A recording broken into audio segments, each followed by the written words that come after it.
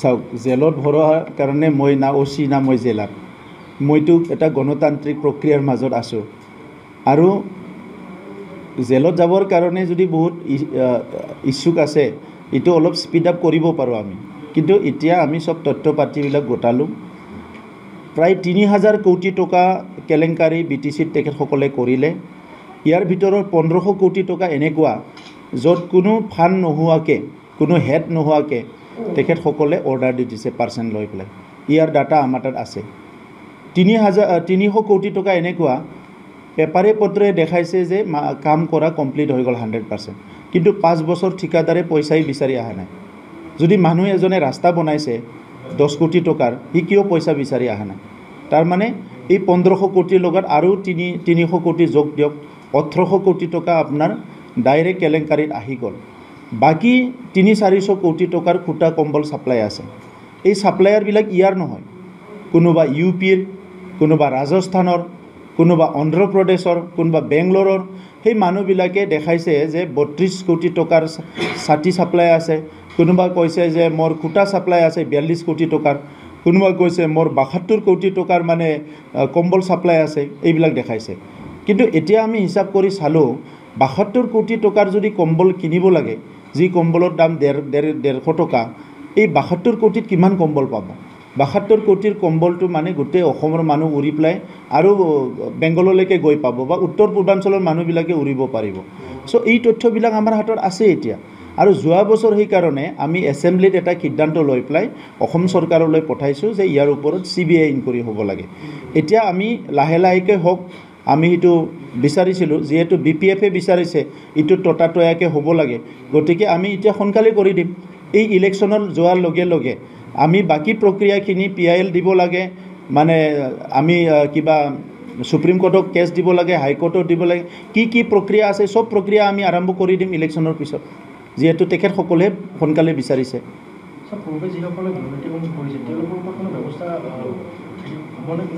চাওক ভাৰতবৰ্ষত যোনে দুৰ্নীতি কৰিছে কোনো সাৰি যোৱা নাই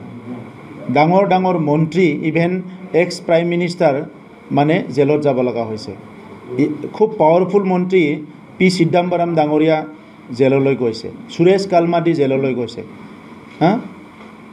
যিটো আছিলে আমাৰ ৰাজনীতি নেতাবিলাক বহুত জেললৈ গ'ল গতিকে আজি কোনো ক্ৰাইম কৰি পেলাই ভাৰতত সাৰি নাযায় এইকাৰণে ভাৰতৰ আইন যিটো আছে ইয়াৰ এটা মানে এইটো টিটলেছ নহয় মানে ইয়াৰ এটা ষ্ট্ৰং এটা পাৱাৰ আছে তো এইকাৰণে আইনৰ লগত কোনো খেলিব নালাগে আৰু দেশৰ মানুহবিলাকৰ লগত কোনোবা গাদ্দাৰ কৰিব সি কেতিয়াও সাৰি যাব নোৱাৰে তো এইকাৰণে এইটো মেটাৰ অফ টাইম আজি মানে জেলত যোৱা নাই বুলি পেলাই এইকেইদিন মানে বহুত ফূৰ্তি কৰি কথা কৈ থাকিব যাৰ সব তথ্য পাতি আছে এইটো মাত্ৰ নহয় অকল BTC অফিচৰ পেপাৰত ঘোটালা কৰিছে ছাপ্লাই ৰাস্তা কিবা স্কিমত কৰিছে এইটো নহয় তেখেতসকলৰ আৰু বেলেগ বেলেগো কেছ আছে যি কেছবিলাক পোহৰত আহিলে তেখেতসকলৰে মহা বিপদ আছে পোহৰত মানে ইতিমধ্যে এইবিলাক জানে কি হত্যাকাণ্ড হৈছিলে লাফিকলৰ হত্যাকাণ্ড হৈছিলে ইয়াৰটো কেছ চলি আছে তেনেকুৱা বহুত আছে কেছবিলাক তাতে চ' সেইকাৰণে ইমান ফূৰ্তি কৰি লাভ নাই আমি নৰ্মেলি মানুহক ভাল হোৱাটো বিচাৰোঁ কাৰণ ধৰ্মগ্ৰন্থবিলাকত লিখা আছে যে পাপক ঘিণ কৰা পাপীক ঘিণ কৰিব নালাগে মানৱ জীৱটো শ্ৰেষ্ঠ জীৱ কোনোবা যদি ভাল হ'ব বিচাৰিছে ভাল হওক আমি টাইম দিছোঁ যদি সি ভাল হ'ব নিবিচাৰে উল্টাকৈ যদি ইহে মানে কি কয় নিজকে মানে ৰামৰ নিচিনা দেখাব বিচাৰে তেতিয়াহ'লেতো শাস্তিটো পাব দুৰ্গাদাস বৰাই ক'ব নোৱাৰা কোনো কথাই নাই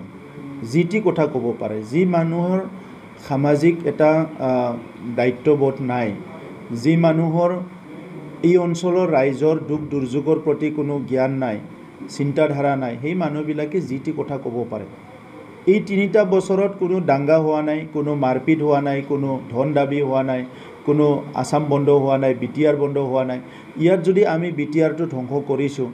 17 বছৰত হাগ্ৰামাই কি কৰি আছিলে এই কথাটো দুৰ্গাদাস বড়ো ৰিপ্লাই দিয়ক আৰু দুৰ্গাদাস বড়োই মোৰ লগত বহক হিচাপটো লৈ পেলাই মই তেখেতৰ লগত বহিম অপেনলি বহক মই ডাটা লৈ বহিম তেখেতে মোৰ লগত বহক যদি তেখেতে কিবা তেনেকা কৰিব পাৰে দুৰ্গাদাস বড়ো ডাঙৰীয়াৰ BTR অঞ্চলৰ ৰাইজৰ ওচৰত কোনো অৱদান নাই যি সময়ত বড়ো সংগ্ৰাম হৈ আছিলে তেখেতে ইয়াৰ বিৰুদ্ধে থিয় দিছিলে আৰু এই জুইবিলাক নুমাবৰ কাৰণে এই মানুহবিলাকৰ ৰিকনচিলিয়েশ্যন কৰাৰ কাৰণে পুনৰ ভুল বুজাবুজিবিলাক খাম কাটি পেলাই সমাজক ঐক্যতা মৰম স্নেহ এনাজৰিৰে বান্ধিবৰ কাৰণে দুৰ্গাদাস বড়ো ডাঙৰীয়াই একো কৰা নাই। তেখেতে গুৱাহাটীত বহি ইটো সিটো কৰি আছে, নিৰ্বাচন আহিলে মাজে মাজে আহে আৰু নিৰ্বাচন নাহিলে গুৱাহাটীতে বহি থাকে, সিটোৱে ৰাজনীতি চলাই আছে।